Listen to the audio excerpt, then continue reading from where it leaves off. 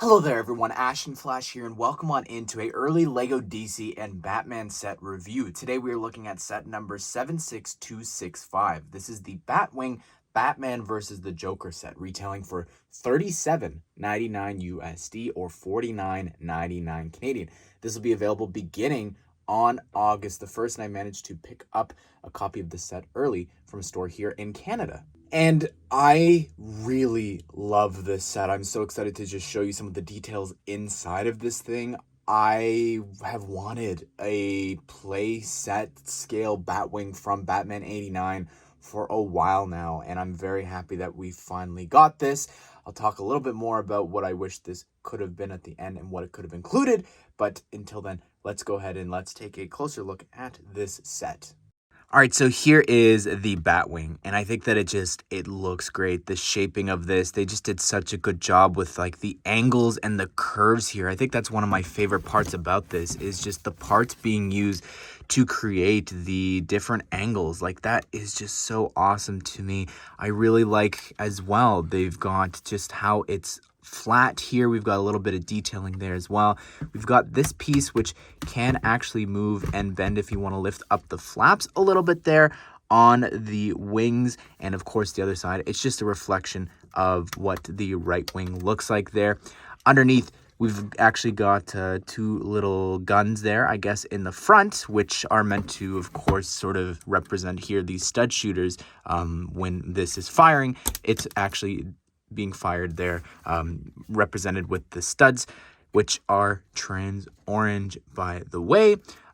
Also up above here, I really like the back part and just some of the shaping and again the angles. Like this build here in the back, that's so cool. If you study that and look closely at like how they actually designed that, it's really quite remarkable.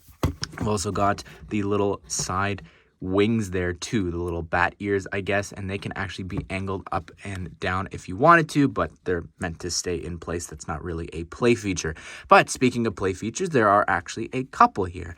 The main one, I think, being that you can lift up, of course, the cockpit and get access to the inside, which you can see has a bunch of different stickers, one there on the front on that 1x2 slope piece, and then you've also got some computer panels there where his arms would rest. But because of this new cowl for the 89 Batman, and just going forward, this is a new cowl for Batman because we've seen it appear in a non-89 set. If it locks in, there we go. You can actually put, again, with the new cowl, with the fabric cape, he can sit inside of the Batwing and fly on off. That's really cool. I like the design of this, and you'll see it up close in a second, because of course if it was the giant molded cape and cowl, it wouldn't work. The back part here, you actually just lift on up and it detaches, give you access to a pair of handcuffs and a battering that you can store inside there. It's just a small little compartment, but I really appreciate that they actually included that and designed that, and it's easy to put back on. Underneath, this is what the Batwing looks like. It can glide really smoothly there if you want to fly it around like that, because of, I guess this is where it would touch here and here. But yeah, I think that, it's simple. It doesn't have a lot going on, except it sort of does. It's got one other feature here. This piece is actually the piece that was introduced from the art sets. And what that allows you to do is it actually lets you hang it up on a wall. So here's me actually hanging this up on a wall. It just, any screw, you could put it anywhere. And it's just like the other Batwing, the large one. We were able to hang that too. So I really appreciate that they actually included that here for this set. They really didn't have to.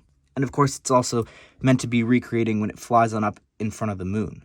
And here is the brand new 1989 Michael Keaton Batman minifigure. This is really awesome. He's never actually appeared in a smaller set until this wave. The only other way was to get him in the large Batwing and Batmobile. So this is really awesome. We've got a brand new torso printing there for the 89 outfit. The other one had it where it was like missing the symbol. It had like a spot for it to attach to. So this is really cool. And we've got the new cowl here being introduced in 2023, which I believe we're going to probably see going forward in a ton of different sets. What it allows you to do is you could put any head underneath there and make it Batman, because it works like the Captain Marvel piece from a couple years ago where the eyes are white and you could see that they're underneath dual molded, which looks really cool. I think that works so great.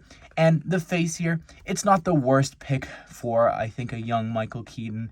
I don't get why they didn't just use the face that was from the new Batcave and also the polybag. Like, it's in a cheaper set, so it's not like it's exclusive. There's what the back torso printing looks like. It's pretty detailed. You also get a second battering there as his accessory. And here's the brand new Jack Nicholson Joker. Again, just like Batman, this has only ever really appeared in the large scale sets. You've never been able to get him in a small set like this. So this is great. However, the design of this isn't necessarily Jack Nicholson's Joker. Like this Joker face here, it doesn't really scream Jack Nicholson here. And it's even used this face for a generic Joker. So that's sort of a shame. I guess I get what they're doing. You know, it cuts costs and different things, but it's just disappointing because, like, even this torso, the torso is used in the Batmobile, and that Batmobile has the new Peter Venkman Doctor Who hair in green. So, you know, getting this piece here, the fedora piece, it's not even really accurate to the movie, which is something that we talked about back with our other reviews. But anyways, the back of the torso, it's got some printing. I think, honestly, more disappointing than the face being reused or not getting, like, a new hat or something like that for him is the fact that he doesn't even have a gun. He doesn't have any side build, nothing. I feel like they could have tried to make something like a long version of the gun that shoots down the Batwing. Would have been a lot of fun, and I feel like that's really iconic and missing out here, I think, for him. Give him some cash, you know, when he gives all the money to Gotham, just something for him. Well, there you have it, everyone. That is my review of the Batwing Batman versus the Joker set. I think that it's just a lot of fun to get this vehicle here in such a cheap set. I don't get how this is cheaper than the Batmobile, which we'll look at soon on the channel. I'm blown away by this. I think the figures here, you know, obviously we could have gotten a little bit more, specifically like Joker. If he came with a float or something, I feel like that would have been so much more fun. I'm so sad, again, he doesn't have the long gun, but overall, I think that this just should have been the Flash Batwing, and I think that it just had such a cool design with the rotating cockpit, and you know, it would have sold because it's Keaton. And I think that getting some of those figures too would have been awesome. But regardless, I'm just happy to have this, I guess, right? But be sure to subscribe, turn on the bell notifications so that you don't miss out on future LEGO Batman and DC set news and reviews just like this one. Hope you guys did enjoy the video. Hope you all have a great day. We'll see you all in the next one.